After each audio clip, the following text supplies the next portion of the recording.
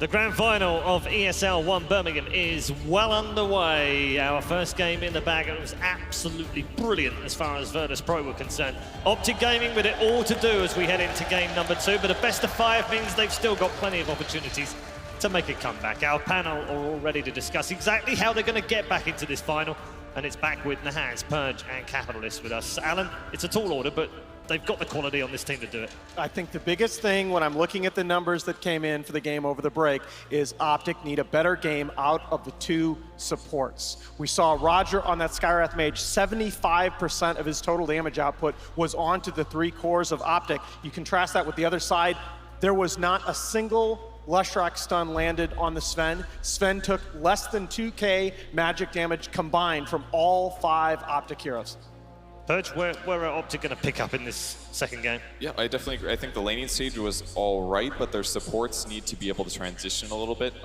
Maybe the Rubik was where they fell a little flat. It felt to me that Peter was a little inexperienced. There was the one lift in the enemy jungle where he didn't move the hero, he just lifted him, probably not used to his recent changes that's happened. So felt like Rubik was a little bit of a hard hero to come back from after losing a little bit of momentum. So if they have a different hero there, maybe still open with the Leshrac and give them the ability to actually initiate those ganks so that they can turn it into a successful push. I'll also agree with Alan just because I think that both Zai and Peter, their performances at this tournament is what allowed OpTic to be able to get so far. Yeah. And unfortunately, the Leshrac just wasn't, like, it was going to be okay, but he doesn't really have that aggressive 4 position to jump in for you to really be able to maximize the usage of support Leshrac. Support Leshrac needs a very forward-thinking hero that is moving onto the enemy. That way you can be the one sitting in the back, lightning bolting and split earthing over and over again. He didn't have that, and then you've got a Rubik, and those 2 not being able to interact with each other because the dual lane split just naturally means that both supports, I think, are going to look a bit lackluster. So I agree the supports is going to be a bit of the problem for OpTic. I think part of it, though, comes down to having at least 1 initiator. You still want a well-rounded draft. Yeah, and you said before game 1 started that the Leshrac is a good plan for OpTic to use, but if they use it in game 1, kind of leaves them with plan B. So what is plan B? I mean, they can either fully change up the draft or they can look at the problem areas and feel like we can do the same thing and adjust what needs to be adjusted. Maybe shake out the Rubik, maybe ban out Sven last, something like that could work. So you think they can still play around that Lesh if they wanted it? Yeah, I think so. It was certainly quite the contradiction between the 2 teams. When he came back for the break, we saw that OpTic are all sitting in their seats, and they're talking to one another, and they're discussing how the strategy is going to go, and then cut over to VP. Pasha slouched back, I think, about as far as you could possibly go in his chair. Look at him. He's still in that position. He doesn't have a care in the world. He's feeling good about this. Yeah, second draft incoming momentarily. What are we going to be served up this time round, Alan, by Virtus.pro? Because they've got just so many of these, haven't they? Yeah, I think VP, it's felt like they played everything relatively standard at this tournament, but that Disruptor just does so much work for them. There are so many heroes that they show that are scary, like the Chen, that you feel like you have to niche ban against them, and it opens up the rest of the meta hero pool. Anti-mage dead hero. Well, I can't I'm not tell too you. sad about that. Well, it had 1 game in the group stage where Mushi had the best GPM of the tournament. That's the example of anti-mage. It's like that. Once in a while, he's a great man, but very specific set of wait, heroes. I can't flame anti-mage. I'm going to be on a panel with Black next week. I got to be careful. See, don't start flaming any farming heroes whatsoever. This is true. And we'll be fine. So second lobby up and running, and second draft almost upon us. What can Virtus.pro treat us to in game number 2? Because it really was a phenomenal display. I know sometimes, Kat, we kind of go, well, that was a bit of a stomp, and we kind of move on. But I almost feel like we need to appreciate just how well they're playing right now. Yeah, they're a pretty sick team, and they just seem to, when they really want to stop an opponent into the ground, they just get real clean with their play. Very few mistakes being made. They totally outplayed OpTic in a couple different scenarios there. Alan went over the 3 different instances of outplay that led VP to be able to have that just little bit of extra lead against OpTic, and then they just take that, have a Blink Dagger on Sand King, and start winning everything.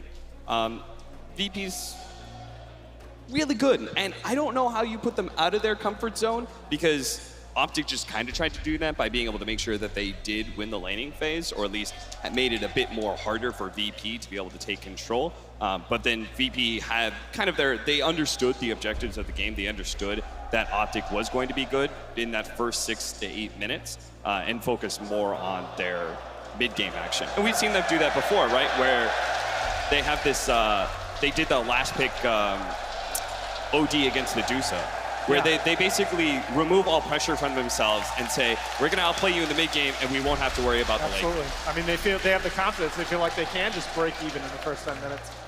There was only one thing missing from this crowd. It was a Mexican wave, and I can tell you that they're even pretty damn good at those as well. We did this in the 80s at Busch Stadium when I was growing up in St. Louis, so all right. I love it. Now the players need to get into it to complete it. Yeah, I think that they're the last 10 across the front, guys. aren't they? So, You're not joining in. Also, like to point out the DHL bot. I think that's Suraction Slacks over there right now. With all the sweets that apparently has bought this entire stadium. The cake pops are actually set. Dude, you guys at home don't know, but when we go into the intro, and right before it goes to the panel and it goes over the sponsors, the crowd literally they start the little bit of until the DHL comes in. Hey! It's hilarious. It's awesome. This is easily the most fun crowd I've ever been to an event. Yeah, I think so.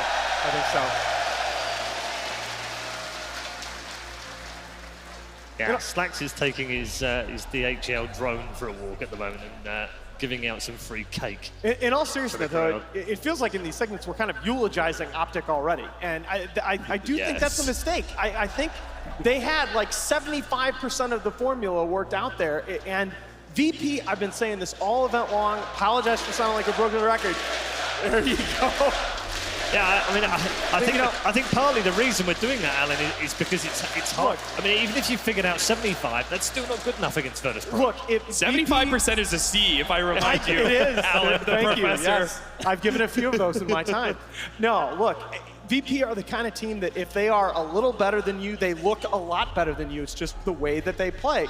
OpTic, they clean up 2 or 3 mistakes there, and I think they're in that game. I don't think it's just that, though. I think part of the issue is that VP, once they start getting the advantage, they don't waste any seconds ever. Yeah. And that means that every time that they get from their previous move to their next move is that it's executing by the time OpTic is trying to like scrabble some ground together. So in some ways, I feel like OpTic maybe needed to just group up and get something done. And it's easy to say that, I guess, because you don't really know where your opponents are, and a lot of the times that PPD died in the early mid game, I think it was genuinely because he was trying to throw some interception here. Yeah. I like the fact that you called him PP Died. I totally did. I think that might be his new nickname if he carries on.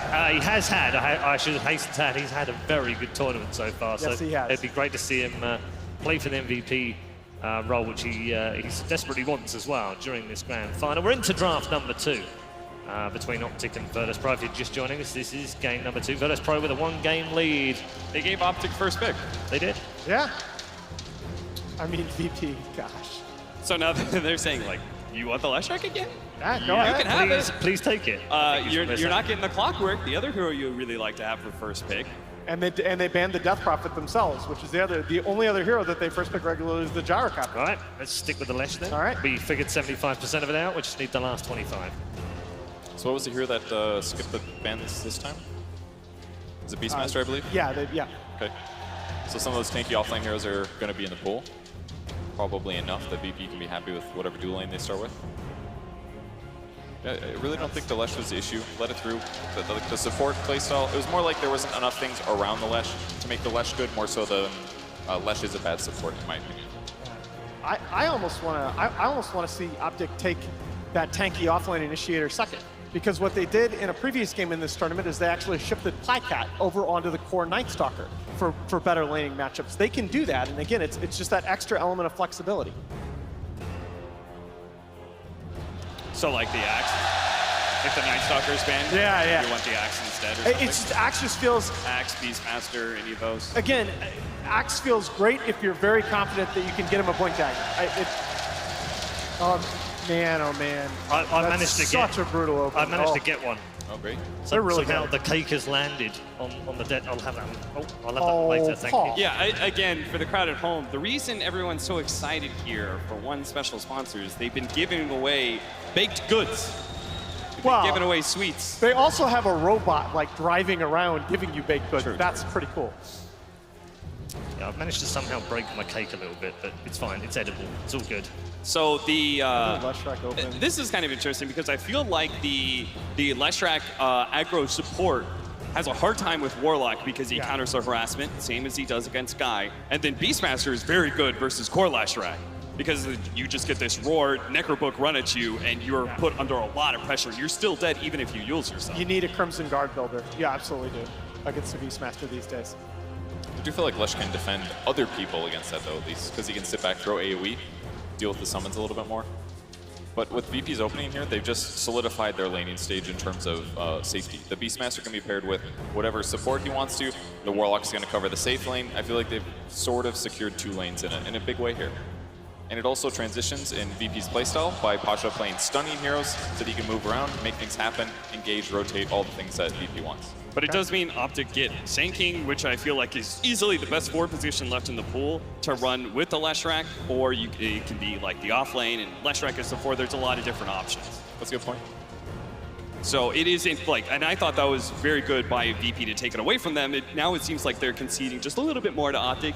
They're just giving them like, oh, now you have something else that you would like to be able to do. We're going to see if we can beat that as well. I think the hero that OpTic might want to grab is somebody that can dive successfully and score kills, not necessarily just try to out-harass your opponent. So something like Darkseer could give them the ability to cut creep waves, dive under tower, and it doesn't matter if you have a little bit more heals. You're just dead anyways. And Warlock can't stop those heroes from running at you anyways. Sand King is OpTic's most picked hero over the last 5 patches. 13 times 33 has played it to 7 of Zai.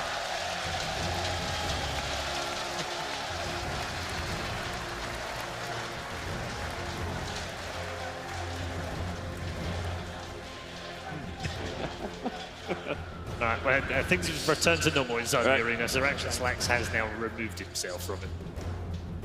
So, with a bit more focus on the draft. Now, what's the final ban of round 2 for Virtus.pro? So they've already gotten rid of the morph. They did take away the the Lifestealer, but I actually felt like both Luna and Gyro. I'm not so set on Gyro, but I think the Lycan was still like a very responsible ban by OpTic, just because of their Beastmaster choice. All right. So the Kunkka, which I guess means OpTic's Gyro isn't as popular now. Well, I think Gyro was Kunkka Gyro was mostly when Gyro was being run in the mid lane very frequently. That's died down a bit, so I think he's still pickable here. I think they actually might want to go Luna as well, and they need that tanky offlaner. Puts a lot of pressure on core Leshrac as well, so I think that OpTic really have to run this into the support role now. Yeah. Isn't it incredible how Virtus.pro force the draft so early on? The first 2 picks immediately give the other team headaches. I mean, it is a good show of like how you utilize your second pick, right? You don't try and like disguise your draft too much. I think you actively attack the enemy and put like these forces on the board that OpTic is forced to try and counterpick. I want to go back on that Kunkka forcing the Leshrac into the support role. I actually think Leshrac can do pretty well in that lane, can't he? It's more about the mid game and how well he's threatened.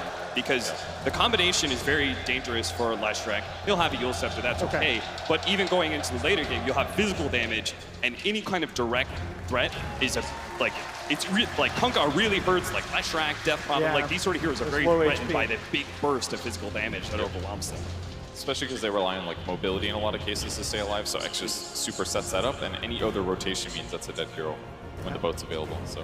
And again, going back to the theme of flexibility in the OpTic drafts, they have run Razor at all 3 core positions since March 1st. It's usually CC&C's hero, 7 and 3, but they have run PyCat on it twice and 33 once. So most likely the mid matchup though, I think that was the matchup I believe that knocked EG out of GESC. They tried to play Kunkka versus a Razor. The Razor just kind of beat it. The downside is that Razor is also a hero that wants to rely on mobility, and he doesn't tank up until a little bit later. So with the right supports, VP could punish him in the mid lane. But considering their first pick was a Warlock for their supports, they're going to need another hero that's actually good at roaming to make that work. So I actually really like the Razor here. I think it's pretty solid. Elder Titan's really good team fighter. I think that was the only 4 position left that you really needed, because if you look at this VP, they have some okay team fight. Like they Warlock as well as Kunkka. Now you have the Elder Titan. OpTic's lineup is very fast. As long as you're playing around your towers, you're going to be able to draw out this game, and you do have that last pick for VP to be able to just ensure they have the greater core late game. So the most important thing then for OpTic, in my opinion, is that they need to see around the towers and where they're moving. That way they can find VP when they're slightly out of position. Like what we saw happen multiple times against PPD in the last game. He was going around to defend towers, would get initiated on and killed. If they have vision in those areas and they can initiate on their opponents, they can start the fight off in a good way. But if it's VP doing the opposite with X setups and Elder Titan stomps, it's so much team fight control that it's going to allow VP to take a fight exactly the way they want. Yeah, and with the Beastmaster on the opposite side, very hard to draft a vision advantage against that. I mean, you just think about, Visage is still on the board, but are you really wanting to run a Visage against this lineup of VP?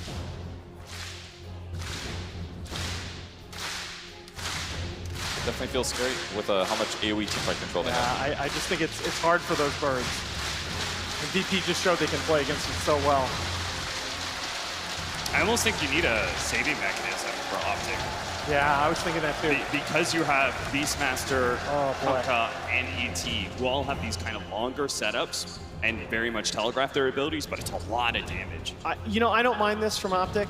It's going all in on the lanes, really. And I think that's kind of what you have to do for Virtus.pro. You want to give yourselves a game where you have an advantage, not just bring it even, and see if you can run that super clean mid game that you need to beat them. I don't really agree it's an all-in. I think Undying is going to bring some team fight back against our opponents. When you do an X combo on somebody, you're waiting at least 2 to 3 seconds. That's 3 seconds of zombies piling up on your opponents if you place your tomb in the right place. Yeah. And the same thing with Elder Titan. He wants to stomp and reset fights and give them the ability to combo the next. Like, whenever you pick Kunkka, your team fight is not going to be instant. And in a lot of cases, that's one of the issues. But if Undying can sit back, chain heal somebody, that's going to make it for the defense part. Put the tomb down is going to give them the team fight they need to get multiple stun setups out of Sand King and Leshrac. It's a fair point, and you saw even Peter the other day taking the tombstone on Death Talent on the Undying, running in, getting that tombstone down, dying, and all of a sudden you have just a bunch of zombies on the enemy side of the map. I think it's also just OpTic's traditional way to be able to deal with aggro dual lanes that represent a big threat, especially melee heroes. Boy. Especially because they have to pick first here. So their carry could be undercut a bit. So once again, we're going. So many edgy carries just feel so fragile here. We're going into the last pick without a completely established set of cores. I think most likely, again, they're going to try and last pick a core here rather than go for core Sand King and Lash. Yeah. Okay. The opposite. Okay. They pick a Doom. So Leshrac core. All right. I mean, this is not bad if you Doom Kunkka. That's a lot of VP's teamfight control. Outside of like the Rock and the Beastmaster Roar, the fight is kind of just straightforward how it's going to go from there. Yeah. And if he gets a BKB at a reasonable time, and it's not just about the Kunkka, right? VP have a lot in on this last pick in terms of physical damage. This last pick, I think, is going to have to get a lot of farm. And if we're going to pick a hero like TA, the Doom discourages that big time. PL definitely, the PL ban definitely telegraphed the Doom pickup because it's like the only melee hero that deals well with Doom because he can get rid of the infernal lane damage through Doppelganger. And the other ranged hero, it's like, one of the best ones, Gyro was banned out by VP. Is this like Luna or Troll? Probably not Slark. I think Troll is better against the Doom. Oh, they're going to go back for the Veno. Oh, my. I like the Veno a lot. Veno ET, this is the combination they used. With that ET spirit on you, the Veno ult's going to be doing over 2k damage. Stops Razor from running people down, from Doom from running people down. Like if they get all the right heroes at the start of the fight, it's going to be huge. Okay, prediction time for you boys whilst the two teams get set up. Cap, we'll start with you. VP. I like OpTic, but I think the Veno is what they needed, so I'm going to say VP. Yeah, I'm looking for my white flag right now. I just think this is too much Virtus.pro. Really? Okay, well, we have a unanimous decision on the panel. It is a Virtus.pro style panel. Are they going to go 2-0 up in this grand final? Let's find out as we head back to your commentary team for game number 2. Thank you very much, Paul. And yes, here we have a game 2 now between OpTic Gaming and Virtus.pro. We see the draft, but there's some very scary things coming out of VP's lineup. They've got this Veno, Warlock, ET, this team fight. People are just going to die on OpTic Gaming's lineup. There's a lot of fun stuff, to be honest, on VP. OpTic's approach, though, it looks like they're really trying to focus on trying to win these lanes. I think that's like, you have to win lanes versus VP, otherwise they're just gonna run over the game. So the Undying pick for me, I do like that. I do think this could be something that works for them. So the fun stuff coming out from VP, like you said, they've got Warlock, Veno, and ET, nice combos. They've also got Warlock and Kunkka. I'm looking forward to some Fatal Bonds combos. I'm not sure about you, but Fatal Bonds with Veno, we haven't seen it too much, but it allows Poison Nova to be lethal. Absolutely, and it used to be sort of the combo back when sort of Veno was in its prime in the meta that you just would never get through a draft. Yeah. Because of how hard it can be to play against. And they've got a lot of counter initiation and initiation plus vision with like the Beastmaster. So like Beastmaster and Kunkka might be the initiators, while Warlock and ET can act as those counter initiators. While on OpTic, they need to get the Blink Dagger on the Sand King at a pretty decent time, but he's also playing that support role. So it's going to be pretty hard for him to get that one. So they're going to have to like pretty much have 33 run in to start the fights a lot of the time. Mango counter. Wow, that's fancy there, thanks to Leia. 16 mangoes. That no seems, surprises. that seems like about the average, Yeah. right? 16 mangoes each game. I was counting like 14, between 14 and 18 in some of the cases. There we go. VP. Then the chat will begin. They are ready to play here in this game too. And obviously going to be feeling on quite a high after game one. Yeah, look at this. They're doubling down on the lanes. They're putting an aggro tri-lane. They're not even just doing dual lanes this time around. And it is a strong aggro tri-lane. As you say, if they have very strong potential laning here, OpTic. They might even be able to get a kill if Roger steps up here. Zai shows himself a bit soon. And look at this. Ramsey's actually just TPing to the wave, making sure he can get experience. Instead of getting zoned away from it, no one does not get a good block in the mid lane. CCNC actually gets it perfect on his high ground, so he's able to get the full drain out. We'll see how CCNC can do, because as we saw in game one, CCNC, he did actually pretty well in the 1v1. He did great. He won the lane. Yeah. He pretty much took the tier 1 before no one actually hit the his opposing tier 1. So it was pretty impressive by him. And this is a pretty good Razor matchup as well. And already, look, they've sort of eased off on the trial, and they've sent PPD up towards the top, so they will be resorting back to those duo lanes that we can expect to see. Guess it was just like to attempt for a first blood. Yeah. Yeah, just to do it behind the tower. Roger, trading some hits here. The stun, Pycat. Ramses and Roger, they're just chasing down Zai. Should be fine. Roger as well, having to be careful as Pycat does right-click him down pretty low. Yeah. Ooh, Pycat takes a lot of damage there from those creeps. The wave shoved underneath the tower there on that bottom lane. Mid lane, CS 6 for 3, 4 for 0. So no one, despite having being sort of shoved out of the first wave, he's getting himself back in. Yeah, you've got to play pretty well around the static link. The nice thing is you have Quelling Blade and you have your Tidebringer, which are those like damage bonuses, which aren't reduced, so you'll be able to last it at least a little bit, but it's still very, very hard versus the Razor. Very dominant versus those melee heroes. I remember last time I said that, the Kunkka actually killed the Razor right afterwards. So that was a couple of days ago, though. We'll keep an eye on that middle lane to see if any outplay sort of happens. Yeah. Top lane, is anyone sort of likely to go down in this, or? This is a pretty strong, I mean, Beastmaster is always a very strong pressure lane. They just have to make sure not to get double decayed. And then they'll be able to put a lot of pressure, VP that is, over OpTic. And bottom, I would say the Last Dragon Sand King should be able to pressure the Venomancer and ET more so. We'll just have to watch Roger with the stacks in particular, how he's going to be able to manipulate with the Spirit. Ramses. The stun here. They are level 2 on the 2 of them, so Pycat and Zai, they may be able to find this here. Ramses trying to run away, he's not going to make it. First blood for OpTic. These double stun dual lanes, the Sand King Lash, I've seen them have a lot of success in this tournament in particular.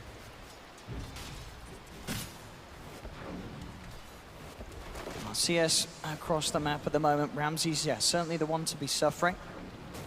PPD being forced out here by the 2 of them.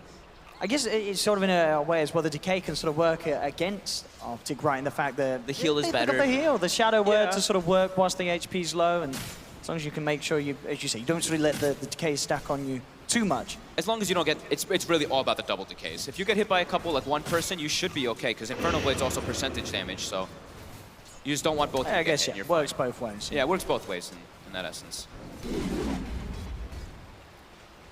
33, 60 for 1, 60 for 2 between Bottom the 2. again. Ramses is in trouble. They're going to be able to take him down once more here. Potentially the stick charges. Is it enough, Ramses? One more click from Zai does it. They take him down again. Zai and Pycat playing this dual lane very, very nicely. Yep. They'll even tip. There you Ramses. go. There we go. That's how you get in their head. This is what OpTic needs, starting to sort of feel a bit of a ride, a bit of momentum out at the start of this game, and they're getting it. Yeah, and sure, like the VP top lane, they're applying pressure, but they're not really slowing down the Doom. They're throwing out the harassment, but he's 33 still farming just fine. But Pasha is too, because of Solo being there. So both these, this Undying and this Warlock kind of acting as the same, but now VPD, starting to get the pressure on him. We'll just TP away. Quick Infernal Blade there from 33 to hold Pasha back. And the mid lane as it continues, again, CCNC doing very well. 22 and 11 against the 18 for 5, getting a fair few denies in this lane. Yeah, so quite a lot of last hits on Noah. He's really using the Tidebringer and having the, he got early quelling, the starting quelling blade and very early boots, so he can try to distance himself from the Link a little bit. But yeah, still CCNC favored. Bottom lane, Gale connects onto Pycat. It's got Zai and Pycat both level 3. In fact, Pycat just hitting level 4 as well, so they have a good amount of burst to offer. They'll try with the Storm Roger to hold them back, but again, Ramses, he's in trouble. The lightning comes through again. Ramses, that's going to be the third time that he goes down in this lane. Roger, they may have been able to get him as well. The Burrow Strike's back up from Zai in with the combo. OpTic get both out of this bottom lane.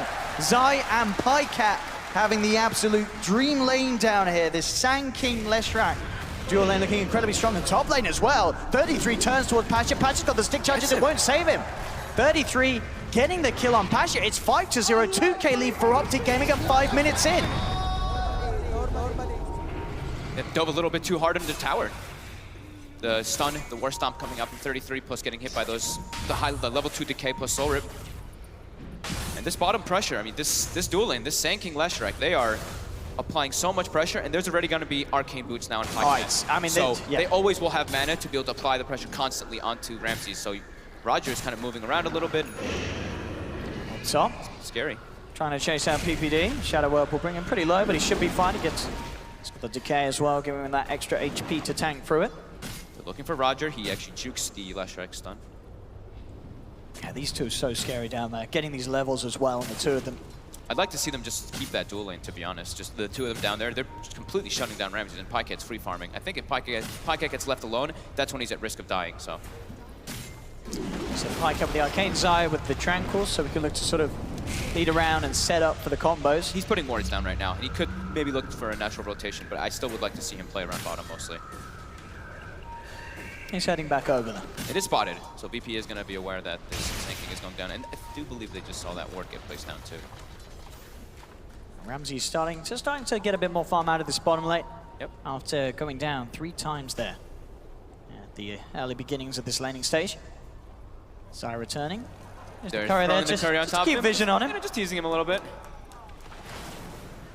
Now mid lane CCNC now heading 6 over no one's level 5, but no one, he sort of baited him in. He's got the combo, buying time for the TPs here. CCNC looking to be punished. TPs are coming through from OpTic. Can Zai do anything to save CCNC? He's looking for the perfect angle for the Burrow Strike, but he can't find it. CCNC will fall.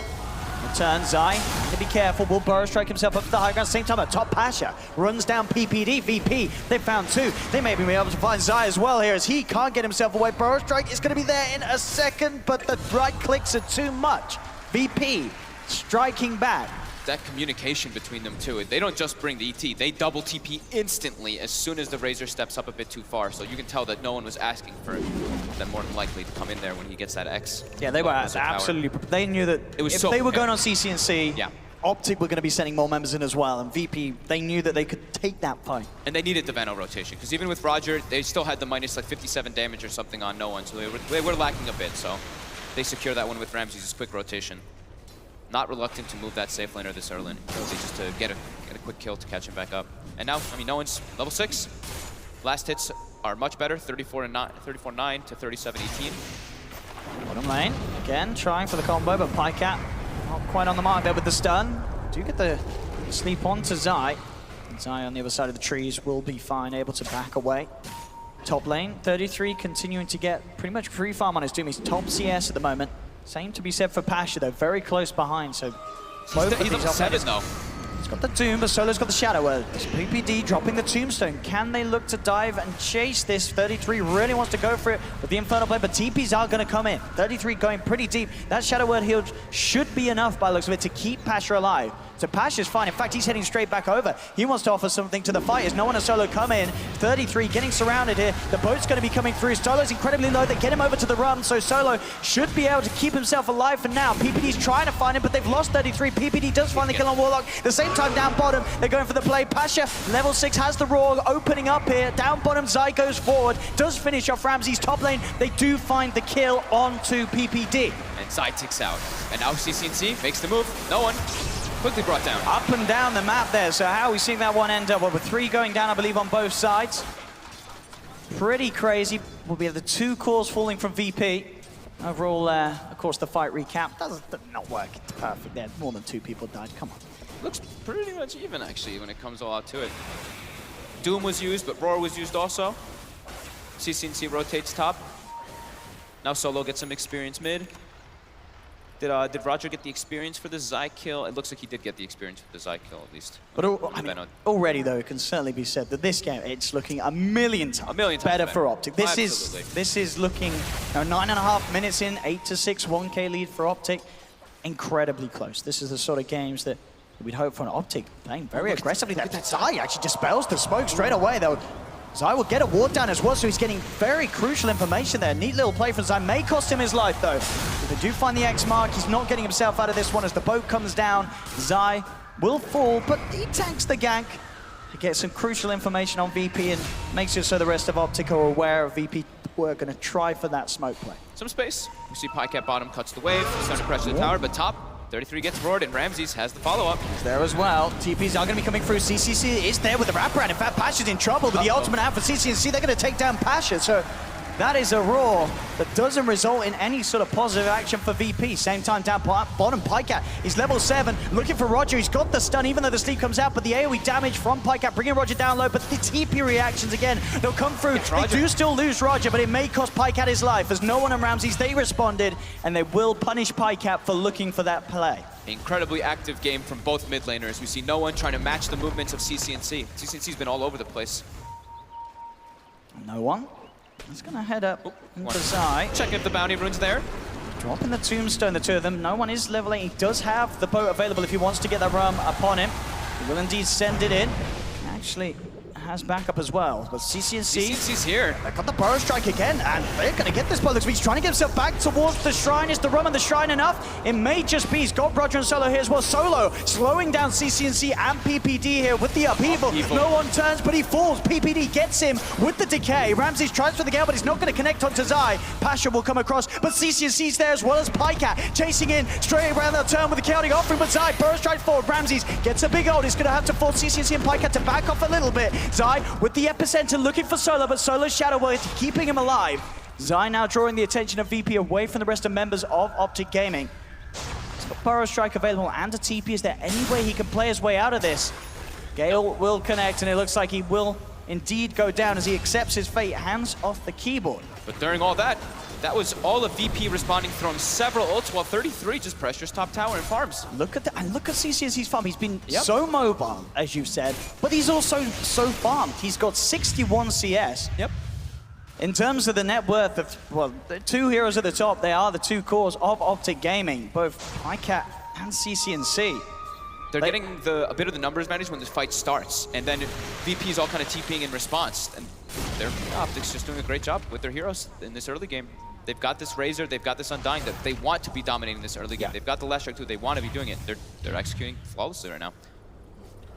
That certainly seems to be the correct approach, as the panel said. You know, if you're playing against VP, make sure that you can have a huge impact in the lane so you don't allow VP to get ahead, to fall into sort of their comfort zone where they can start moving around the map as 4, leave Ramses alone to farm. Yeah.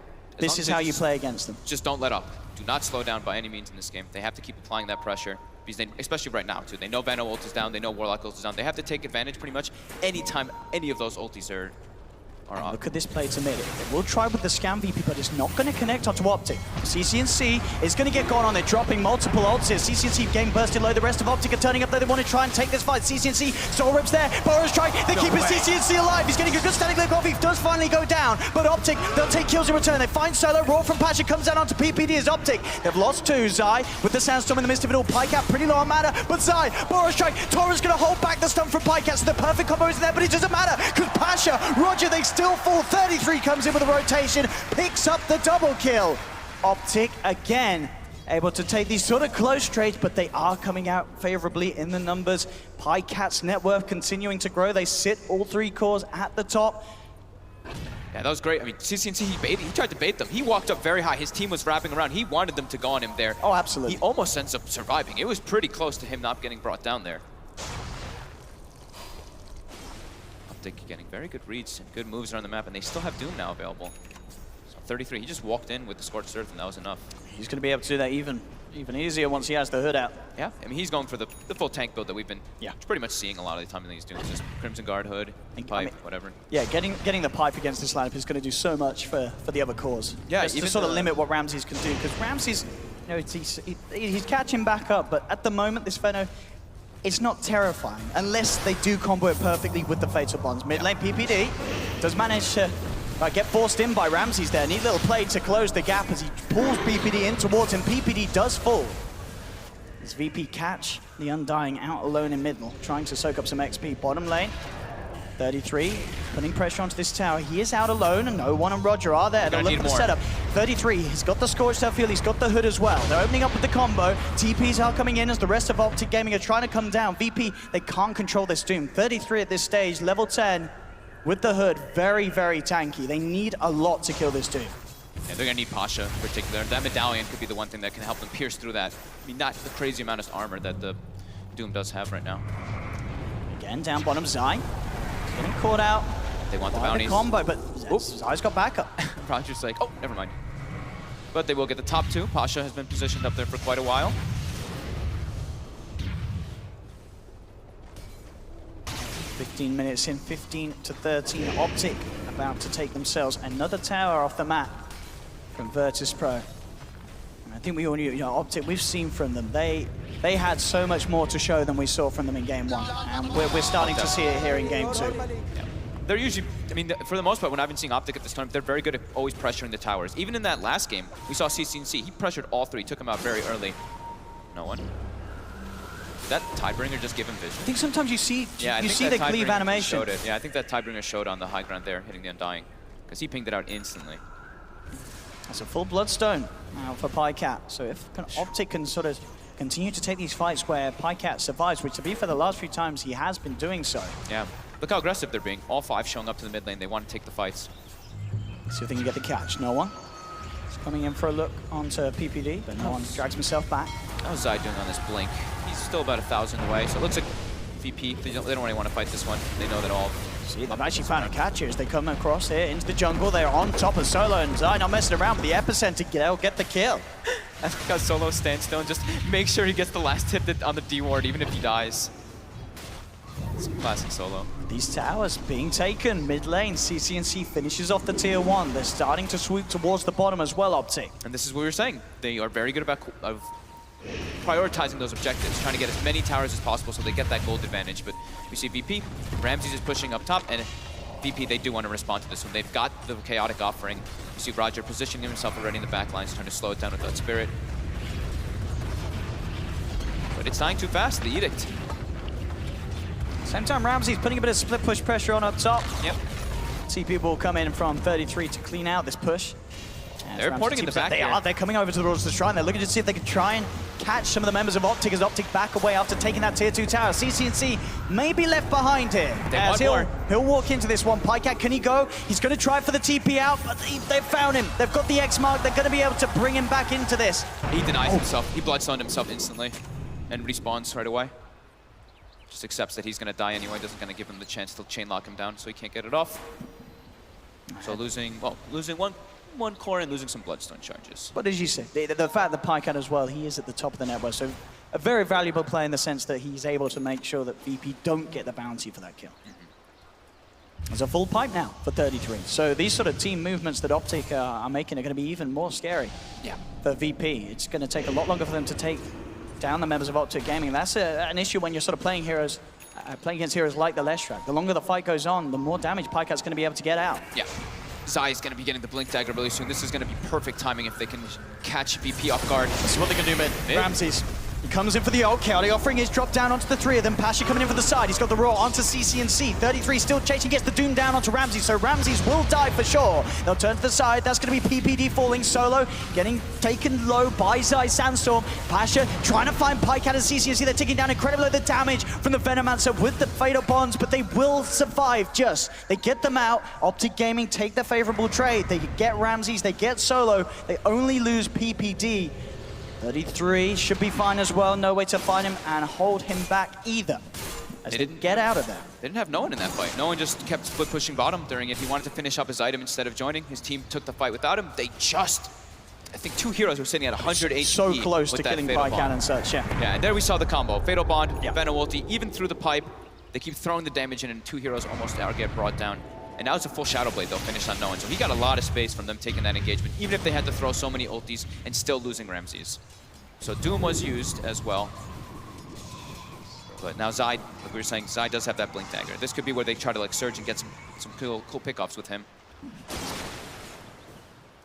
No one's down it. He's got the X mark. Zai. Quick with the blink over. Does manage to dodge the initial combo. Does get the Burrow Strike. Is anyone else going to be heading down in to help him? Doesn't look like it is. No one. He'll be allowed to TP out. Ramses ported top now. He's just pushing up the top lane so they can get a better spot to take a fight. Pasha has found 33. Do they have the damage to go through this Doom though? I don't think so with help. There's the sleep and then the back away, Roger. He's Julesed up. They're going to be able to surround him. Pycat is even hunting deeper for more. See if they can find more out of this. They'll take Roger. Can they get anything else? No one. Goes for a Tidebringer hit. Pulls himself back out with the X-Bar. But Zai chasing forward. He's got the Blink Power Strike. OpTic. They're looking for a second. The slow from the Lightning. That's going to be no one falling as well. OpTic. Get 2. More Bloodstone charges being built back up for Pycat. Ooh, no one gets punished for that move. He steps up just to do like a Tidebringer cleave. And that's the Blink Dagger coming into play from Sanking already. Look at this, Ramses and Solo are positioned. Pycat has walked into a bit of a nightmare here. As that is going to be a lot of damage coming out. He's going to try for the TP back to base. Will that save him? It might just. The Phantom regen the pipe. He's going to be fine. And now OpTic. They've got Zion with the epicenter. Ramses will fall. They may get more out of this. 33 looking to chase down Roger. He has Doom available if he wants to drop it. May not want to do so for an Elder Titan. We'll see if he wants to commit. It's getting dangerously close here to the Titu. Yeah, he's not messing. Waits for the stomp attempt. There comes the Doom. 33 wants the solo kill, and he'll get it. OpTic Gaming now 22-15 at 21 minutes in. They have come back after game 1 and are looking infinitely better here in this game 2 with a good shot at taking this game. Still incredibly close between the two sides, but the way that OpTic's playing, the way that they're making the moves. Now Pycat getting gone on here by Pasha. Instant TP's coming through, and he knows he's got to get out. Pasha backing away. The slow coming into play as CCNC is looking to close in to get that proc of the passive, but there's the slow from Solo. Stands there with the upheaval, makes sure Pasha's got the space to get out of there. Solo may have paid with his life as Zai closes the gap, can't quite find the Burrow Strike, but they've got the vision. CCNC heading over as Solo will try and hide in the tree line, but they're there. OpTic, they'll get another Bloodstone charge for Pycat. That little sidestep there by Pasha was crucial, like so clutch for him. Like if he gets hit by that split earth, he is 90% dead there. Gets out of that, Solo gives his life, but that's a 5. Solo doesn't care about that. The rest of the team was farming. You see Ramses went back top instantly, starts pressuring. But OpTic, they're not letting up. They're still trying to apply those kills and pressure. So while it's only like a 1k gold advantage, they do have the experience advantage by quite a bit. It's 6,000 because they have those extra kills. We'll see if either side. Would you imagine either side's going to look towards Roshan anytime soon? I guess they don't really have sort of the quick potential. VP, I guess they have the solo crest on Pasha. Yeah, VPs would probably be a tiny bit faster, but they also have Edict on the side of OpTic, so they both kind of kill it in a decent pace. And Flesh Golem as well is something you can't overlook. The Undying always helping the Rosh a lot too. So if they win a team fight, we could see either side go into that one. I don't think sneaking a Rosh though is a good idea, since there's the particular VP they've got the Spirit, they've got Torrent, they've got so many ways to throw Vision into the pit, Venom wards, etc. Pycat has his Yules finished up. I think he still needs to build it. I know he needs the BKB, but he also really needs armor items. We saw that Solar Crest coming in, it puts him negative armor. It is a bit scary for him. Zai Asher is actually going to find zone. Ooh, nice sandstorm. Making sure the roar doesn't come out. Zai will back away. Solo. Same time, no one. She's been found out here by 33 and Pycat. They've got the stun. That's going to be no one gone. Pasha drops the roar, but it's going to be a roar and run as there's no way that he can stick around. That's a pretty big pickoff. No one's been just farming for a bit. Not even have to use the Doom.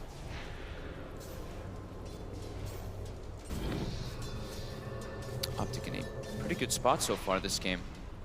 Just really keeping the pressure on VP, and they keep putting lane pressure as well. I keep seeing the lanes on VP's side. VP struggling to keep them pushed out. I keep seeing Ramses and Pasha trying desperately to keep them out, but no one for the most part. I've seen farming a lot of jungle lanes lately, staying off the map.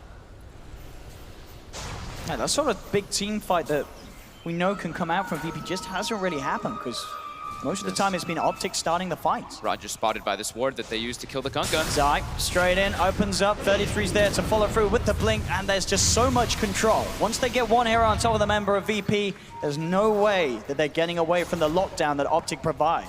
That is the ET, so they make their way right into that Roche pit.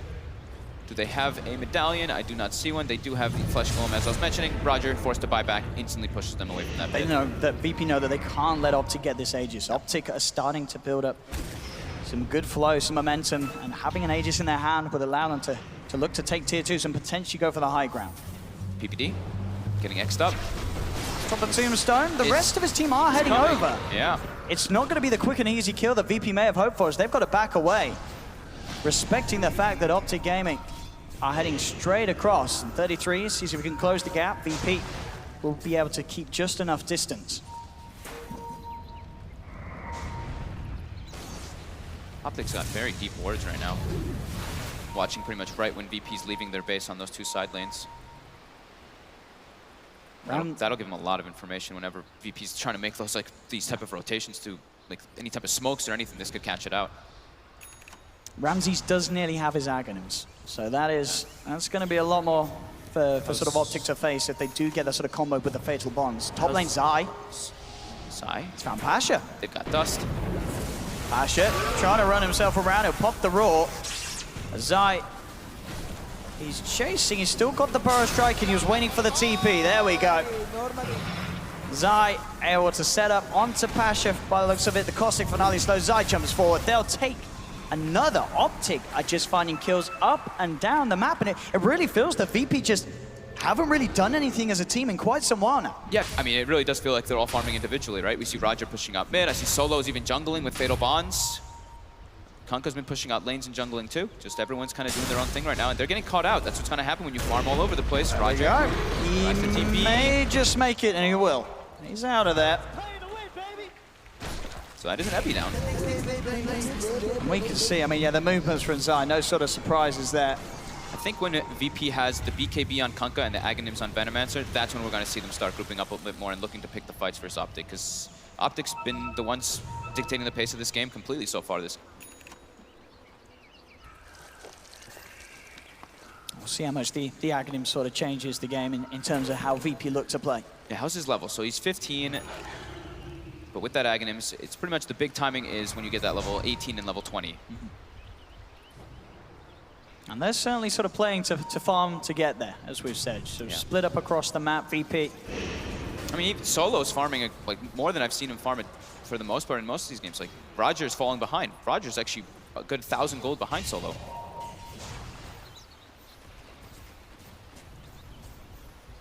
OpTic, PPD, getting a bit of wall control back across that area of the river. Roshan still there for the taking, neither side. Of course, yet to go back in towards the pit. It's Pasha. It's not very often I see Solo being the side lane pusher for VP, but look at him. He's pressuring that top lane, pushing lanes with Fatal Bonds. Getting those levels. Has got the second point in the golems now. Bottom lane, no one. Coming out alone, and OpTic. They found him, Zai. Sets up with the burrow strike. He's pretty beefy, this Kunkka, but is he beefy enough? He's going to try and get the rum in upon him. He's trying to get Shadow Blade. He's trying to turn and do some damage in response, but no one. He's dead. He got the full creep wave, which was exactly enough gold for him to buy his BKB. He literally just, that's what was his priority. He just tried to kill it because he accepted his death. But it's a good kill. Again, OpTic dictating the pace, constantly making these aggressive moves. They're just getting so many pickoffs. 27 kills for them in 28 minutes. They are playing at the exact pace you have to against VP. They've changed their approach to the game here in Game 2, and it's working beautifully. I like that Zai's queued up a gem. I think this is something you always want to do when you're starting to feel like you're very comfortable in the game. It's either when you're very behind or when you're quite ahead, you want to start looking to assert more map dominance. And they're actually going to look for a smoke. Sort of the constant calls, the constant plays being made by OpTic have just continue to pay off. They've got everything up. They're looking to fight. Roger, what were the one spotted out? Is in trouble. There's the opening there. He is by the shrine. They are sending in a lot of TPs, so Pycat and Free will hold back. Pasha coming in from the side. Does find the Roar onto PPD, looking to take him down before he gets a single spell out with the Torrent. There will. That's PPD out of the fight.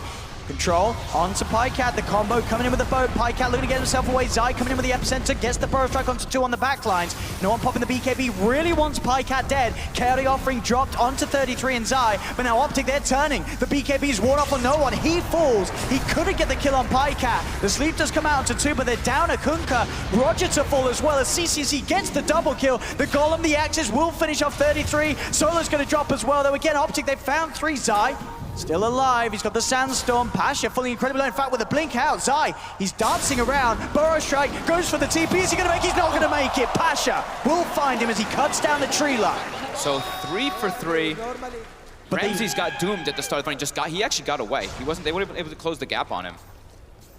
Here's another fight, though, where Pycat and CCNC, they stay alive. They're soaking up all this experience. Pycat's getting those Bloodstone charges. Very close now to his own BKB. Yeah. Definitely still quite an advantage for OpTic. I mean, the gold's, like we said, 5,000 plus, experience 12,000. And now they're going to claim a couple bounty runes as well. Pycat running around, getting close to that BKB. When he gets that, he can absorb a lot of the damage that VP does actually have. And as we saw on the graph there as well, that team fight was pretty much the first time in about 10 or so minutes that the VP have actually been able to get some kills. Other than that, it's just been OpTic Gaming finding pickoff after pickoff. So we are certainly seeing when VP are able to fight as a team, that OpTic Gaming are likely to suffer casualties. It's going to be a lot about the initiation. Whoever gets the first jump, PPD. There we go, opening. Very dead here. Combo, no way to react to that. And that's an Undying dead. They look like they might want to go for the Roche here. They don't have Rock available. They've got Splitter though. OpTic Gaming, they do have Epicenter backup. So if Zai can get over here. Look how they're all hitting it. VP knows that it's they've got to take so it quick. Everyone hits it, except for Solo. Solo can be the one who tries to zone outside. Are they going to attempt to get into the pit? Zai's being kept to the side, the Spirit Vessel making sure that he can't blink in, so VP should get away with this one. It's incredibly low, they found it. They'll get it, they'll get the Aegis onto no one. Zai, Burrow striking away, they're trying to get out of there, but indeed Ramses, he's able to close the gap onto Zai. Zai, he cannot get himself out of this, so VP, they get Roche, they get the Aegis, they get a kill. Pycat, the BKB's just down to him, he has to pop it, he has to back away. Quick move. Sometimes that's what these small little pickups can mean, even if you're a 5 hero. Siege creeps though, they're doing it. The tier 2 top. Same time though, VP themselves pushing him in, looking for the tier 2 there. Ramses now has the Blink Dagger too, so now he can be sitting in the back lines a bit more, so he will avoid that Doom in a lot of these occasions. And man, we've seen the Sven ults when they played it the last time. It was very disgusting. Good sentry placement though from OpTic, keeping full eyes on these attempted openings from Pasha. Pasha though, he's still hit. He goes in straight away, looking to burst out CCC. They've got the Torrent onto 2 as well. They're in trouble. CCC will get Jules up. Can he get his way out of this? He pops the BKB, but he's not making it away. The Golem punches him down. That's Razor gone for 80 seconds. Zai comes in with the Burrow Strike heavy, but it's not enough damage to kill off VP. As OpTic, they've lost 2 without buyback. The Doom is there onto no one. They'll be able to pop him once, but he's got the Aegis. And OpTic, they've lost 3. Pycat, he's surrounded. He's alone. He has to kill himself. 4 dead on OpTic. None with buyback available. VP have lost casualty after casualty in this game where OpTic have found pickoffs, but this one fight that VP have found is the dream fight. 4 dead. They did this. This play was actually so cool by them. They threw the scan on the high ground, so they know they're there. So the instant blink up for Pasha, because he knows that there is somebody's positioned there, gets the Roar, catches OpTic completely off guard. Absolutely. What a well-calculated and controlled play from VP. And it all kind of landed. Some of the timing was a little lucky, but I think 33 blinked in as the Elder Titan Stomp was finishing, so he got hit by a little more of the combo too. That was So quickly done there by VP, getting themselves a Rax now, and pretty much closing that advantage down to 0. Absolutely. We'll see it again here. Yeah, so he blinked in, he got hit by the Torn at least, he dodged a little bit of damage, but by this time, look, Jules and CCNC with the BKB, he's already dead by the time he lands down. Zai gets a decent epi in the back, but they already lost so much, and the Doom is thrown out on the Aegis hero. Yeah, and a Kunkka as well, so it takes a long time to bring him down just the once. As OpTic Gaming were not prepared for that at all, as VP, I mean, this is the thing with this team. They've been losing kills across the map, but VP goes to show it doesn't matter. If they can sort of find those dream situations where they get that perfect jump in from the Beastmaster, from Pasha, there's just no way for OpTic Gaming to fight back if they don't have the buybacks. And in that situation, they absolutely did not. Like, how do you expect that, right? Because this time around, they didn't put the base ward. They literally just threw the scan and jumped, and that was their way. Now they have a base ward they placed afterwards, and they put it actually in a pretty cool spot that isn't really going to get dewarded, I don't think. So they're going to get good information out of that one. But yeah, that's really scary when you can see VP do those kind of jumps with no real high ground vision, just a scan.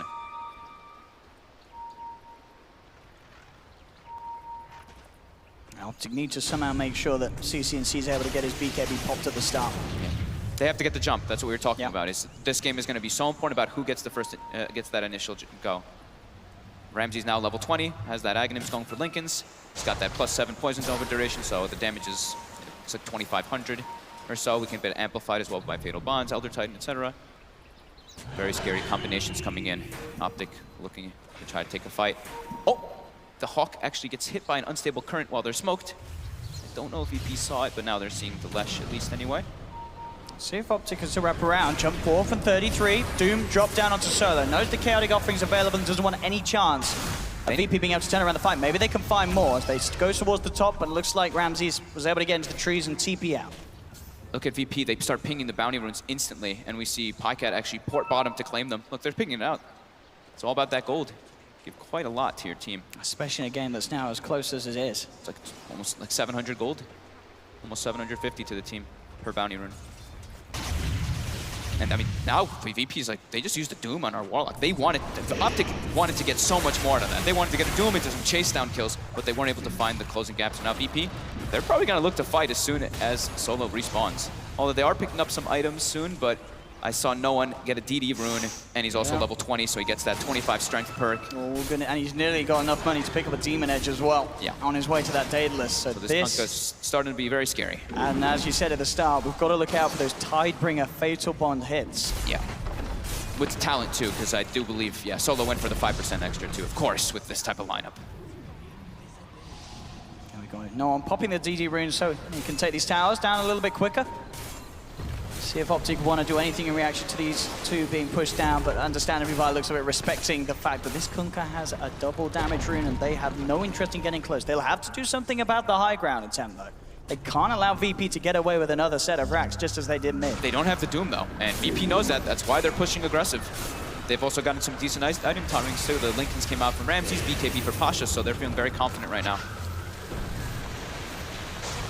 How do OpTic get this jump? How do they find the chance to slow this down? The slow, painful siege here with the Venom wards getting laid down towards that tier 3 tower. Pasha's waiting under the Shadow Blade. The X mark, trying to spook potentially a BKB out of CCNC. He's not going to pop it. In fact, there's the jump with the Raw. CCNC, he's just going to go down. He's out. He has to buy back straight away. Jump forward from side, trying to commit with the epicenter 33 as well. Moving forward with the BKB. The ult is out from Ramses. They've got the control onto Zai. OpTic, can they get any sort of catch? They tried for Solo. No one hunting for Zai, but he's got the Sandstorm. Ramses, he will fall. They'll get the Venomancer. Burrow strike from Zai. They'll claim Solo as well. No one. In the trees, he puts the TP into his inventory, but he hasn't actually got the mana at the moment to do so. So he's in trouble as well. OpTic will surround the Kunkka. He's trying to run himself away. Now they'll find the vision if they got the detection. Yes, they do. Triple kill for CCNC. Required the buyback, but it keeps the tier 3 in the barracks alive down bottom and forces VP out of their neighborhood. I was a bit... I really thought he was going to just BKB to be safe on that X play, because if you don't BKB, you know you're going to get chain comboed, and they don't have a saving mechanism. But maybe that was the plan. Maybe he wanted them to go in like it. Maybe they knew that they were going to buy back. That was maybe the call that OpTic made. This is CCNC, get yourself in, do a little bit of feeding, and then get yourself back in immediately. Because that was an instant buyback. It looked very sort of calculated by OpTic. Fair enough. And during that chase, also, Pycat was able to pick up that gem that fell on the ground, and they were able to get the kill. Pasha is spotted by that gem. Pycat. But BKB. I'll do it. 33 is coming in here, too, with the boots of travel. He's looking to try to go for something. He's got the blink and the doom. Won't quite be able to get it in time, but no, the big chase. He wants this. Is he going to drop the doom for it? It's getting dangerously close here to the base. Solo's there. 33. He just walks in and pops the BKB and walks out. He was going for it. Yeah. Nothing was stopping that man. Solo He heads up into the base. got that force staff to position Pasha further away. So boots of travel now on 33. Trying to make that play. CCNC understandably building towards the Lincolns. Yeah. Certainly does need it. We'll give him that chance to react to the fights. We can see Pycat himself. He's got his done. But to be fair, you know, Pasha's prioritization has been very good. Every fight, always just looking to brawl CCNC. Yep. So, if they can get that stun before the BKB, is very, very, very much killable. So. Especially now, too. Now that he doesn't have buyback available, if they get CCNC, this game could be very, very difficult for OpTic.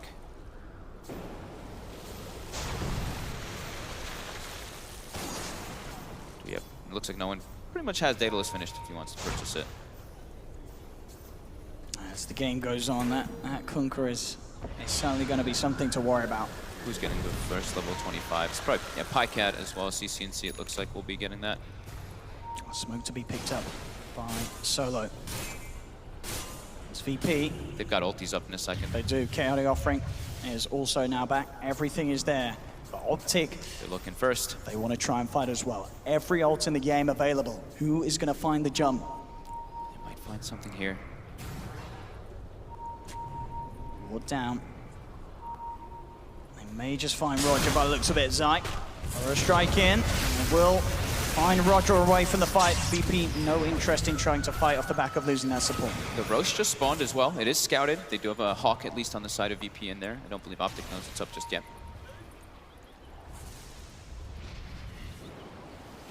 And look at this. During that smoke too, they placed quite a lot of vision down. So they want to be playing for that next Roche. Ooh. See if they can try for it. But in terms of Pycat's items, so we'll be going back towards the Octarine. Shiva's Guard now actually going to be complete by CCNC. He decided to go for armor. Since he went for the Eye of the Storm strike interval, since he went for Aghanims, he wanted some armor to at least defend himself before going for that Linken's. They already have one too, so maybe Pycat could throw the Linken's to try to protect him in some of those situations as well.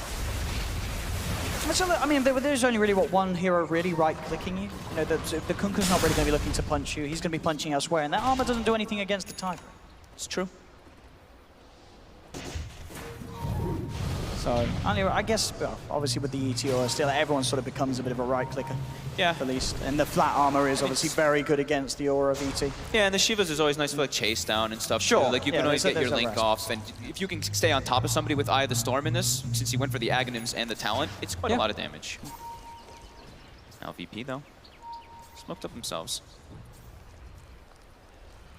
It's all about Roche control. All of OpTic positioned. VP, they're just making their way in the pit. They've got the Solar Crest. I'm going straight in. OpTic, they're heading over. Roshan falling pretty quickly, down to half of its health. And OpTic jump in time. They're going to have to do so soon, and they're not going to be able to make it. They do get the kill on Roche there, but the Aegis taken by no one. Pasha pops the BKB, takes down the Tombstone. Can OpTic still try and fight into this? No one. Looks for the combo to 33. 33. On the Warlock. See if we can take this out of the fight as they surround no one. They'll be able to take him down once BKB's popped by OpTic. They're going to be able to take the Beastmaster as well. They've found two. Ramsey's surrounded. The BKB's allowing OpTic to go ham. As Ramsey's, he's in trouble. He'll fall. They've lost two cores. No one's BKB as he looks to turn, trying for the Tiebring hit. Zai, tooled up in the air, trying to dodge the Tiebringer, but no one holds it. Waits until he's out of the Yules, still gets the Sand King kill. X-Mark onto PPD. The rest of OpTic, they have to get out of there. With the ult on them from the Venomancer, they can't stick around. So they do lose a few OpTic, but they take out the Aegis. They get the cores and they take out the Aegis. And they get that Roshan kill, as we saw. You know, CCNC coming in from the side and I believe getting the kill with the Plasma Field. Yeah, look how they prioritize dooming solo, understanding how powerful the Fatal Bonds and even the Chaotic Offering, that little time of stun, like even if they are BKB'd, that small duration stun can disrupt quite a lot to reposition themselves. And they were able to close the gap. They really just ran right on top of the Kunkka, and it makes life pretty hard. No one's trying to find the angle to get a proper Tidebringer, and he couldn't really do so in a lot of those situations. And now we do see level 25s coming out, of course. Plus 100 attack speed from CCNC. As each and every fight, as we've been saying, but the Shiva's Guardians had a very good chance of getting off a very good duration of static link. Frequently sort of the max build up of the right-click damage. No one's about to have that level 25 for the Tidebringer as well. So PPD is almost level 22. So this is one of the big timings actually on dying as well, is this level 20 talent is pretty crazy that it's actually plus 6 tombstone attacks. So that's 14 attacks. And if you die as well, that's 2 tombstones that acquire 14 hits each. And the slow actually is very annoying how much you can apply. But on, finding PPD, instant crit takes him down to half health. He'll drop the tombstone. CCNC comes in with the BKB, but the chaotic offerings drop down. PPD's gone. CCNC, he needs backup sides, trying to go in on the backlines with the epicenter. Will use himself up. Pycat's there to help him out as they'll take down the Outer Titan. Heading now over. These tombstones adding up here from the death of the Undying, and that's going to allow Zai to come in with a Burrow Strike onto no one. Able to heal up. Double kill as he does with the quick Tidebringer, but indeed, look how many there are going and chasing down VP. They've lost 3. Can they get more OpTic? They're looking to try and hunt down Pasha as they head forward. Pasha just a little too speedy. He'll get out of there, but again, these fights, and as you say, these zombies just doing so much at surrounding VP, and VP, they're buying back. They're going to buy back on Roger. They're going to buy back on Noah. yeah, and that's not even with the talent. They couldn't even kill it through the regular amount of hits. And that's 2 of the tombstones as soon as they kill Peter down. And you see, they just can't move. So Leshrac, their BKB start falling off on VP, and Leshrac just thrives on that. Same thing with Razor. Builds up that damage, able to get tons of hits during it. 7K lead now off the back of that fight. OG, OpTic Gaming getting a sizable advantage off that thanks to the buybacks of VP. And no one has to be careful. If they can find no one in some sort of shape or form, especially whilst the majority of the big team fight ults are down at the moment for VP. Chaotic offering, 100 seconds is gone. They will find the jump. CCNC in trouble. The Raw Torrent goes shift through as well. They found the Razor, but Pycat, he's heading in straight away. Buyback will come out from Ramses. They're throwing everything into this fight. 33 looking towards this Beastmaster. The Doom's dropped down. He's chasing Pasha. Ramses comes in with the ult, but the BKB's out for Pycat. Finds the stun. They've got the damage to take down Roger. Buyback now as well as they're coming fully into this. They're throwing everything. This fight's so important for both sides. 33 surrounded. They'll lose to Doom. He's now dead for 90 seconds. PPD gets cut down by the Tidebringer. Those buybacks into deaths have meant that he's at the side. The buyback now back available for Doom if they want to get back in, but OpTic Gaming are looking to settle back and reset. How many was that from VP? 1, 2, 3, 4 in the last couple moments. So yeah, they pretty much have none down, none left now. So it's a scary 6 minutes for VP, because even though those buybacks short, the immediate fight was able to slightly be secured, forcing OpTic back, they're not able to really push off the back of the fact that they are still 2 heroes down for 50 seconds. So if OpTic Gaming take one more fight, the game could be theirs. But also, same on the reversal, because they used a couple buybacks as well. CCNC had to use his. That's one of the crucial ones, as well as the Doom, like you mentioned, and PPD. They still will have at least Pycats available. Oh, sorry, not the Doom, apologies. 46 minutes, 43 to 32. This game is definitely what we hope to see here in the major finals. ESL One Birmingham 2018. OpTic will have 2 at least of the core buybacks. And also, the nice thing is that Pycat also still running this very high charge Bloodstone. So he will respawn faster if he does get taken out. But he's 14, 3, and 17. Pycat's been having a very impressive last track game. And it really has. That laning situation they had at the start has just propelled him to such a perfect place. As Pycat has absolutely been one of the star players, and incredibly versatile, and able to play in a lot of different fashions in terms of playing so those farm-oriented heroes, making recoveries after being in lanes that are punished, but at the same time, able to play these very aggressive cores, these sort of Leshracs, and having such an impact. I mean, I feel like I've seen him play so many different things on this OpTic team, at least in this tournament. I saw him play some Axe, I saw him play some hard carries, I saw him play some like off-lane. He's really doing quite a lot for this team. He's making his case for that Mercedes. If he's able to keep it going, and if OpTic can really pull through this series.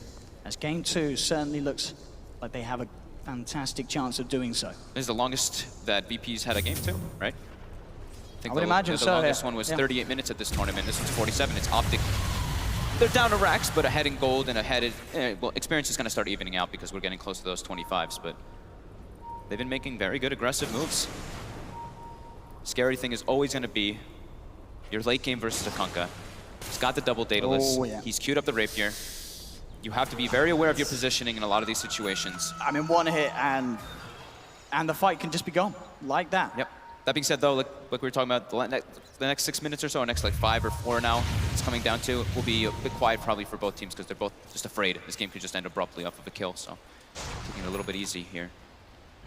Get the blink as well, so no one can secure that sort of key angle. Yeah, he's had a bit of trouble with his getting in the right position this game. And OpTic, actually, they're looking to take this one. They've got their, they've got their ultis ready. If they can find the big pickoffs whilst those buybacks are unavailable. Yeah. A VP, understandably, but all playing very careful. They're around their tier 2s. They know that OpTic's entirely off the map. Instantly scouted. You see he's hiding in the tree lines, putting the wards down, and they have their 2 side lanes pushing. So they are aware that this smoke was coming from OpTic.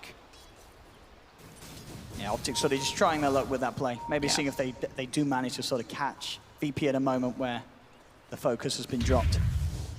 That's not going to happen. Let's VP play it safe. Lots of money on PyCat. He's got that Hex queued up. Could certainly be that extra bit of lockdown they need to get on top of these goals. I mean, not just the cores, really. If they're able to sort of have that extra disable onto just a part of VP's team fight, it's going to be huge for OpTic. Yeah, instant disable. I mean, they've got the Sanking stun already. Has that kind of that instant disable, so some follow-up on top. Both teams. VP just really just waiting for those buybacks. They're trying to get Ramses that level 25 as well. I would assume he's going to take the Poison Nova AoE, but the 3x Plague Ward is also pretty good for like defending and stuff. I don't know, actually. Because he's kind of in position anyway with Blink Dagger. He will hit most with the Poison Nova, but plus 800 is pretty massive. Pasha doing some scouting information, pushing out the top lane, putting up a Hawk as well. And OpTic trying to chase him down, unable to find him though. So next Rosh, probably the most important thing with all those buybacks coming up pretty much at the same time. Next 2 minutes or so. No surprise there with PyCat's farming stat there. So we've, Rosh is going to be respawning in 218, and a lot of the buybacks are coming up in about 155 or 250 or something. So it's going to be very timed for that Rosh with those buybacks. OpTic are waiting. Yeah, this is just push in the lanes, try to have map control, claim those bounties. We know how much gold they're worth at this time in the game. Make sure you can get those double rune controls as well.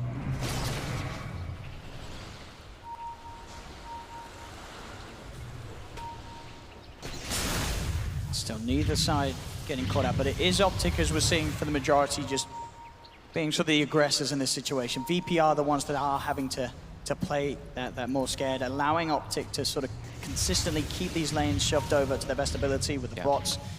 Of course, on PyCat, consistently getting just lane after lane, wave after wave of farm. He's about a 10k advantage ahead of no one's Kunkka, as he sits so far ahead this game on his Leshrac. It's had a very, very good game.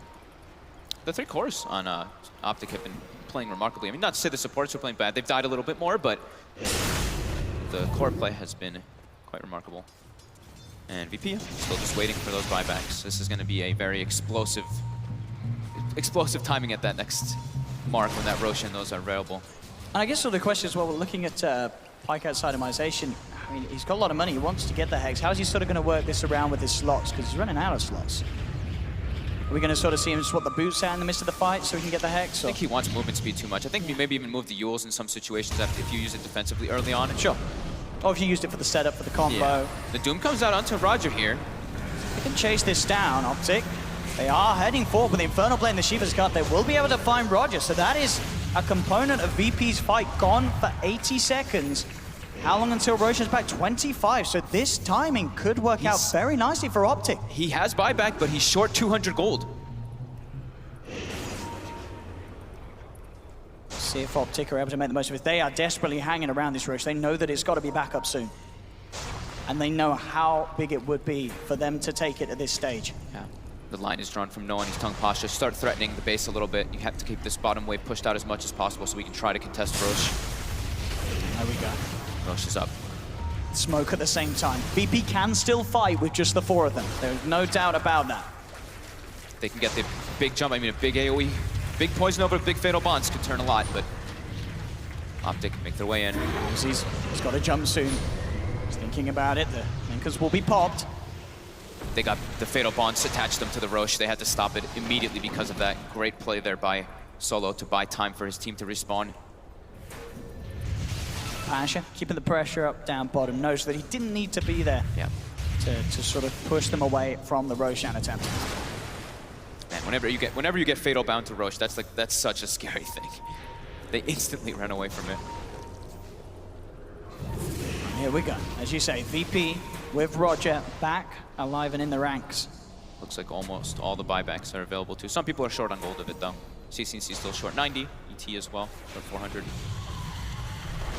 There's the vision here with the tombstone. Straight away, Zai jumping across. They know that if they could take Solo away, that would be absolutely huge. At the same time, though, they've lost 33. He's been found out. 33 will force Solo as well to get taken down, but he buys back straight away. Really wants to try and push the issue whilst 33's dead. Roger coming across, but the Hex immediately drops down onto the Elder Titan. Stun from Zai. They've got a second. That's Roger gone, but he'll buy back as well. No one heading in with the BKB, looking towards PPD. PPD will get cut down. They're all Nova'd. They're all poison Nova'd, and a couple fatal bonds now on them Chaotic off with this damage, really going to add up onto OpTic. Can they get away? Pasha jumps forward. CCNC will use himself up, but the BKB from Pasha as he punches to CNC, takes him down. Zai with the Burrow Strike, looking for the setup as Pycat has got the combo. Does he have the damage? The Hex is out. Can he finish it off? He can't. Pycat's dead. They buy back on Zai. Will Pycat get back in? He's back up in 15 seconds thanks to those Bloodstone charges. Holy crap, the rock actually hits super hard when it's next to the Beastmaster because the aura, since it's 85 bonus attack speed, it attacks pretty damn quick. And there, the Poison Nova, it caught on 4 heroes there as soon as Ramses blinks in. I think a Tidebringer also hit 3 or 4 heroes as well. Again, these buybacks being used. That last fight, OpTic themselves committing 3 buybacks. Virtus.pro, of course, committing 2 themselves on both Solo and Roger. The 3 cores have them available though for VP, Beastmaster, Venom, and Kunkka. They are now back in, as you say, at that advantage in terms of the buyback statuses. Buybacks just proving to be everything in this game. Yeah, and they took, I mean, the biggest thing is too, they took out 33 right before the fight started. He wasn't able to get a good positioning. And they're going to take this Roche by the looks of it. No way that OpTic Gaming get over to the pit. VP, get Roche, get the Aegis, get themselves the cheese. And now the net worth is back, bam, even again between these 2 teams. So who's got the shard? Who did they end up giving it to? They gave it to the Beastmaster, so they gave it to Pasha. Those roars just looking to be super important in this game anyway. Just constantly finding the right setups. He's always looking for the right target. Same thing with 33, these 2. Scan comes out from both sides. Hunting. OpTic playing aggressive despite the fact that VP have the benefits of Roshan. CCT popping the BKB looking towards Pasha. Pasha forced back. Zai trying to go with the epicenter, but the blink's going to be cancelled. The Spirit was on him, so he can't jump in and close the gap. Now, they have to back off OpTic. They popped the BKB on Pycat. They do not want to fight like this. VP, can they get some sort of a catch? Roger running in. He is with a BKB, starting to punch down into the Undying OpTic. They've got to be careful. Pasha jumps in. Roar. He's got the roar. CCNC will be forced to the side by Zai. Can Zai save CCNC? Still continues to back off. Ramses comes in with the Poison Nova. The slow onto PPD as Roger looks towards PPD. The Yule's up here as Zai. Can he keep himself alive? Gets the blink off. Burrow Strike as well. He continues to retreat. The Hex Mark's going to be there. He's very close to the base. OpTic, can they keep Zai safe? That Tidebringer hit. Nearly doing it, but Zai will survive. Pycat instantly TP top, so they knew that they were going to bail that one. Let's see how VP react to this. Pycat, level 25. He's going to be doing significant damage to the tower. Fortification will come out. They're Roger's backing looking off. for him. See if they can play those way around this. He's got the Hex. There's the upgraded boss coming in onto Roger. Is it going to be in time to stop it? It's not. Pycat's out. He gets himself away, forces VP back. Despite VP being able to take that fight down bottom, they don't get the racks thanks to Pycat's heads-up split push play. They instantly disengaged. As soon as they were like, oh god, this is getting awkward, they just TP top, even 33 TP to the base. They had no intention of fighting that after they did not get the jump that they wanted. Zai stepping up a bit far here versus Ramses and Solo. He heals himself up. No one is around. They're dropping the chaotic offering. They really want Zai dead. That's a lot of damage coming down onto him. He'll try and Burrow Strike away. CCNC and PPD are here, but Zai, he's gone. It's gone for 110 seconds. Buyback still good for 5 minutes. The big Tidebringer hit coming out to PPD, nearly finishing him off. CCNC having to pop the BKB. But Pasha, he's got the lockdown onto 33. The Torrent combo. 33 pops the BKB, but he's already punched down. Solo with the double kill as the Golem moves on. as OpTic now without 2. Both buybacks unavailable for 4 minutes. They can't come back into the game for over a minute. Is there any way that OpTic Gaming can hold with just the 3 of them? PPD, Oh, they found PPD too. He's found out all alone. He will fall 3 down. No buybacks available. VP, they may have just done it here in game 2. Despite OpTic's strong showing for the early part, VP, they've kept their composure. They're taking a second set of racks. I don't think they can hold here at all, Fog. This looks like this is VP taking a second game. It does seem like that. This is, oh my goodness, just some small, just crazy amount of AoE team fights coming out, but OpTic, they're looking to take this fight. Let's see what they can do. Pycat trying to commit with the BKB, but now the BKB is worn off. Ramsey just comes in with the poison over onto the 2 of them. Pycat wants to refresh. He's got the BKB back up, does have the Hex. They're punching into him though. Pycat, can he really do something miraculous here? He's bringing no one down low. They'll take no one out, but he's got the Aegis. He's back, he's ready to go again. CCNC backing away. Roger's falling low. Pycat comes in with his buyback. Can the 2 of them really keep this game alive? It doesn't look like it because the Roar comes in. Pycat just evaporates. GG is called and Virtus.pro take the second game in this best of 5, now leading 2-0 against OpTic. And dare I say, that defeat may be even more crushing than the first, because this time around, OpTic, they had a really strong hold on this game, but they still couldn't quite finish it up. Virtus.pro keeping their composure and coming in with those plays that you can imagine for both teams must have been so tense at sort of that 15-minute mark, with buybacks on the line as they were. That must have been such an experience to be in the thick of it in that game for these 2 teams. I mean, it was super close. It could have gone either way at any moment. Just the small initiations, whoever could start to fight a lot of them, and then I mean, Ramsey's getting these blink 4-man ultis in a couple of occasions. We see his damage at the end of the game, 61,000 on the Venomancer. That is, Pycat did 42,000 as the Leshrac. Leshrac was one of those insane damage dealers, being that outnumbered by a Veno. I mean, of course, great to see such a close game between these 2 definitely. sides. If anything, OpTic now have shown us that they can sort of stand up against VP. This was, this was nowhere. This was a very close game, as we saw. This was OpTic finding something that certainly worked. We knew that maybe if OpTic were able to sort of close it up sooner, they would have been in a better position, but there was always going to be this timing as the game went on. As you said, once no one gets these double daylesses, these tie-bringer hits, instantly sort of wiping 1 or 2 heroes out of the fights, it gets so hard to play against VP in the late game, which we haven't really gotten to see with the speed that VP are winning their games, but you can never underestimate the CIS side when the game goes past the 50-minute mark. Absolutely. They kept their composure even though they were down, and they brought it back. 2-0. VP 1 game away from claiming the championship title here at ESL One Birmingham 2018. Back over to you, Paul. Thank you very much, Owen. Yes, another victory for Virtus.pro, but you can't count out OpTic Gaming. We've had a little bit of a change, you've probably noticed already on the panel. We welcome Mad from OG alongside us to give us some insight. A man that's already played this team. Like, they look disgusting right now, man. I don't even know how you beat them. Tell us, how do we beat them? I mean, it is pretty rough, especially after the start OpTic got. Yeah. I think that was probably the hardest game that VP had to play this tournament. Yep, I think it's fair to say. And OpTic had obviously a very solid way to win this game. And I think their approach in that game was really interesting. And I think VP has to be worried that OpTic, they got the number now. That's how I feel at least. And this final might be way closer than what game 1 showed. Yeah, I hope you're right. Alan, probably the best draft we've seen against Virtus.pro. Oh, I think so. The whole tournament, right? And the longest game we've seen in the whole tournament as well. So they've done everything right, and yet they've still come out losers.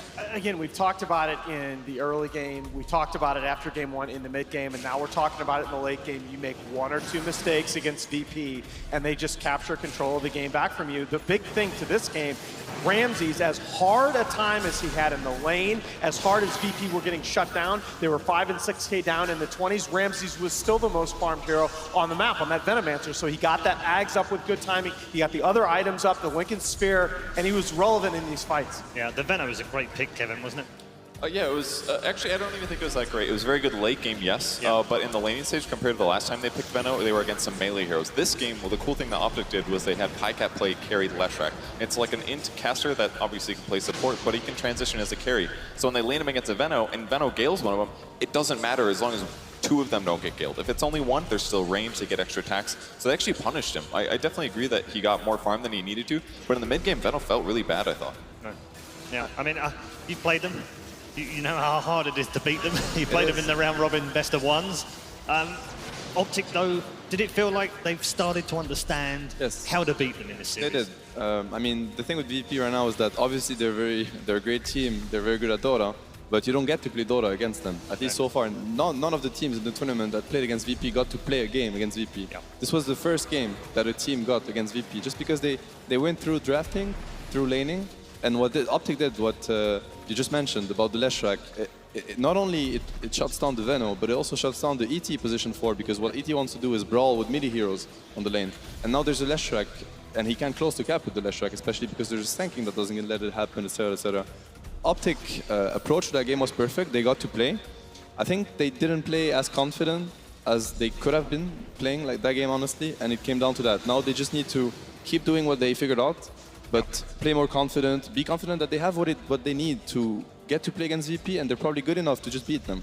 I know they didn't make many mistakes in that game, but as Alan pointed out, you don't need to make many mistakes against Virtus.pro because they do punish you, don't they? Yes, they do. I mean, like every other great team. Yeah, and that's the problem with them.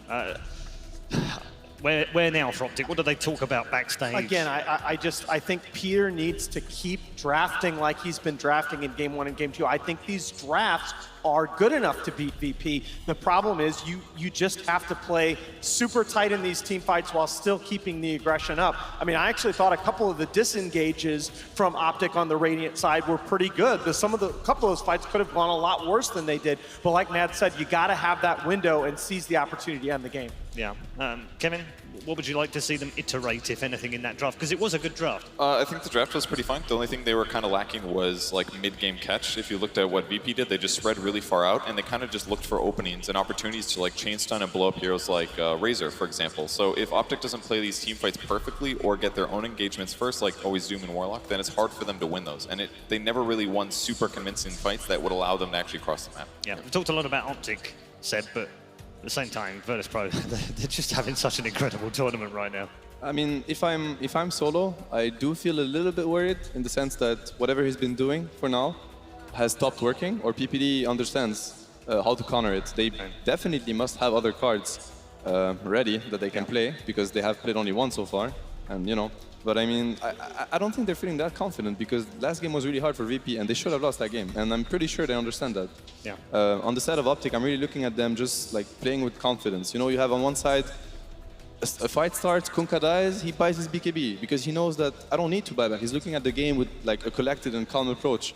Whereas on the other team, is like whenever they die, they buy back right away, TP in. Yep. It's very messy, I mean, of course, the tension, it gets to you. But now they just have to try to relax before the next game, and I'm sure they'll be able to bring it back to at least 2-1 and then hopefully 2-2. Yeah, maybe we'll get a decent series out of it. Stay with us, Seb, as well, because Seb will be here for the next draft as well as we head into that game. Game number 3, just around the corner. Can we dare to dream of getting a decent series out of these two teams? Well, we saw some signs in Game 2, but it's still Virtus.pro who find themselves 2 up. We'll find out after the break whether OpTic can stand tall and pull a game back. We'll see you soon. He will get juiced up. Can he get his way out of this? He pops the BKB, but he's not making it away. The Golem punches him down. That's Razor gone for 80 seconds. Zai comes in with the Pro Strike Heavy, but it's not enough damage to kill off VP. As OpTic, they've lost 2 without buyback. The Doom is there onto no one. They'll be able to pop him once, but he's got the Aegis. And OpTic, they've lost 3. Pycat, he's surrounded. He's alone. He has to kill himself. 4 dead on OpTic.